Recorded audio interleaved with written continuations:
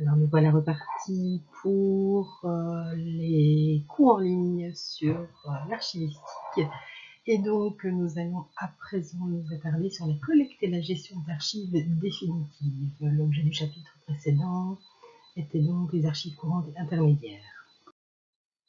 C'est donc bien la quatrième partie de ce cours.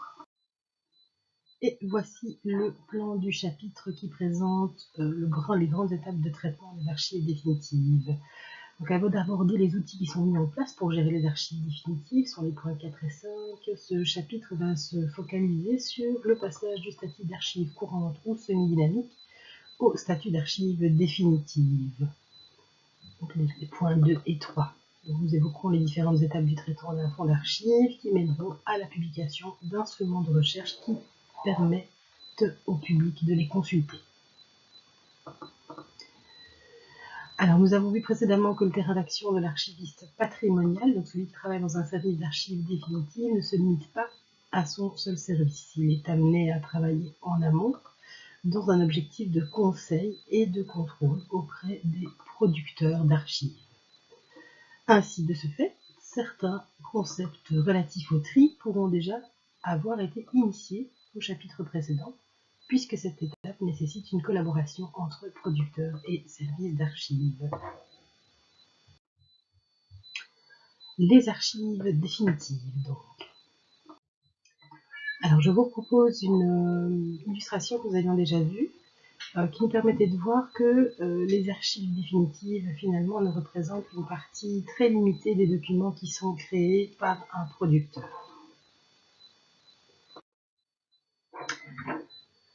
Les archives historiques sont donc conservées sans limitation de durée.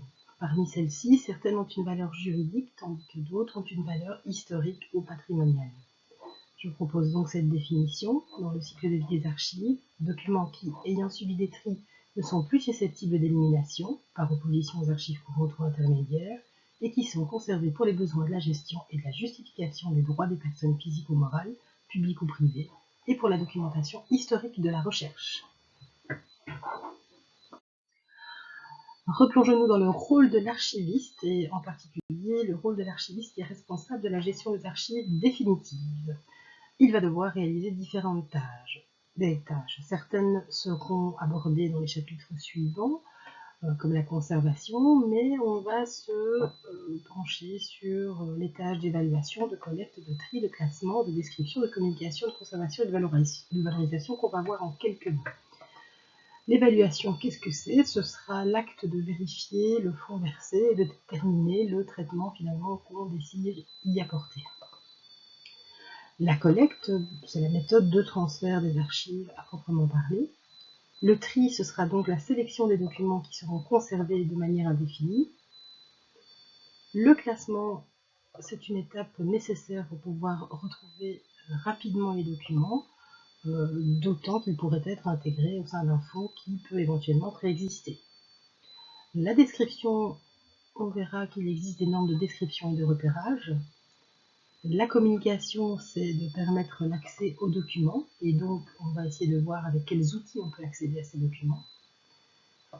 La conservation, ce sera l'étape qui consiste à établir les modalités de conservation et de préservation des documents. Et enfin, la valorisation, nous verrons comment mettre en avant les contenus par le biais d'expositions, de publications, etc., etc. Penchons-nous un peu plus avant sur la collecte. Alors, on va retrouver différentes définitions pour la collecte, mais avec une seule et même finalité. Donc, les termes qui sont là proposés servent tous à désigner les actions qui visent la désignation, la recherche et l'entrée des fonds d'archives définitifs dans un service ou une institution. Un type de collecte parmi d'autres qui a déjà été présenté, c'est le versement, donc l'opération matérielle et la procédure administrative par lesquelles la gestion d'archives est transférée à un service d'archives. On peut donc parler de collecte, d'accroissement, d'acquisition, de versement. Comme la politique d'acquisition désigne une démarche réfléchie et objectivée qui vise à mettre en place et maintenir un fonds documentaire cohérent, pertinent, les archives vont faire l'objet d'une politique de collecte. Cela signifie qu'il faudra être proactif, par exemple en déterminant la vitesse d'accroissement des fonds dont le centre d'archives définitive a la charge, pour s'assurer d'avoir les espaces suffisants pour les accueillir. Ça veut dire qu'il faudra aussi déterminer les supports sur lesquels peuvent être versés les documents. Il faudra donc définir des priorités et intervenir en amont en prenant les informations nécessaires auprès du producteur. Alors voici différents modes d'entrée d'archives définitives au sein d'un service. Alors on avait vu que dans le cas des archives intermédiaires, le service de versement avait mis en place une politique de gestion des documents et qu'il y avait une collecte régulière en fonction du tableau de tri. Ici, l'archiviste s'assure que les documents déposés correspondent à ce qui est attendu prévu. On va retrouver différents cas de figure, donc des archives qui sont versées sans attendre parce qu'elles ne sont plus utiles à leur producteur, le versement d'un producteur qui n'a pas encore eu de tableau de tri, etc., etc. Parmi les différents modes d'entrée, on retrouve le don qui est un versement à titre gratuit. On retrouve les legs qui se font via testament et on retrouve aussi la notion de dation qui est un dépôt d'archives ou de tout autre bien culturel pour payer un impôt, une taxe, ça peut être des droits de succession, une régularisation d'impôt. Il est alors nécessaire de rédiger un contrat qui permettra d'établir le transfert de propriété du fonds, ses conditions d'accès, etc. Parmi les modes d'entrée, on trouve également l'achat. Il y a des ventes aux enchères de fonds d'archives. Le service d'archives définitif peut se porter acquéreur pour peu qu'il dispose du budget suffisant. Il peut arriver, par exemple, qu'on souhaite compléter un fonds, et donc on pourra aller dans les ventes publiques pour essayer d'acquérir de quoi compléter ce fonds. Toujours parmi les modes d'entrée, le dépôt qui se fait à titre temporaire et qui est révocable. Donc dans ce cas, il y a un transfert physique. Le service va mettre en place des moyens pour héberger, communiquer, traiter le fonds, mais la propriété reste celle du producteur.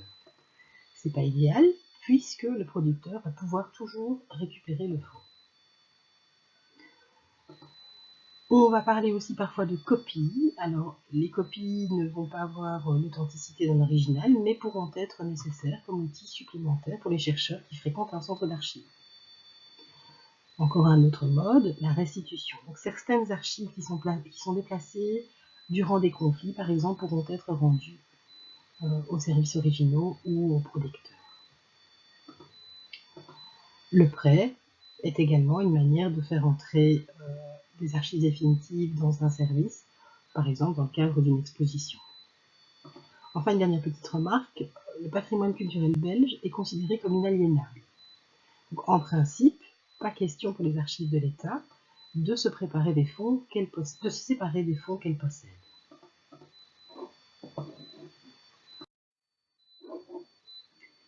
Alors, nous avons vu les différents modes d'entrée, mais il y a lieu aussi de contrôler les entrées, et pour ça on va utiliser deux principaux outils.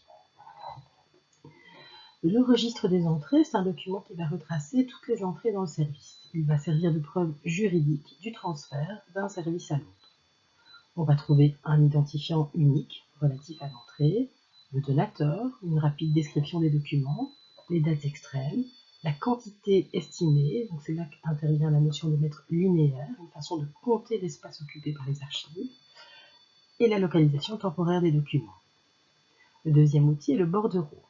C'est un relevé qui est fait par le producteur, qui peut aussi servir d'instrument de recherche s'il a été réalisé selon de bonnes pratiques archivistiques, par exemple en suivant un plan de classement.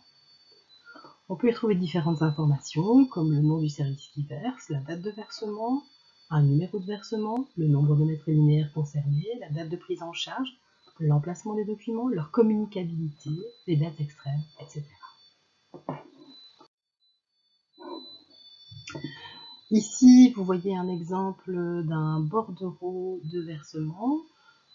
C'est une information qui provient d'un document qui s'appelle le Service des archives de France Télévisions entre logique d'entreprise et vocation patrimoniale. qui est proposé par les auteurs Evelyne Cohen et Pascal Goetschel.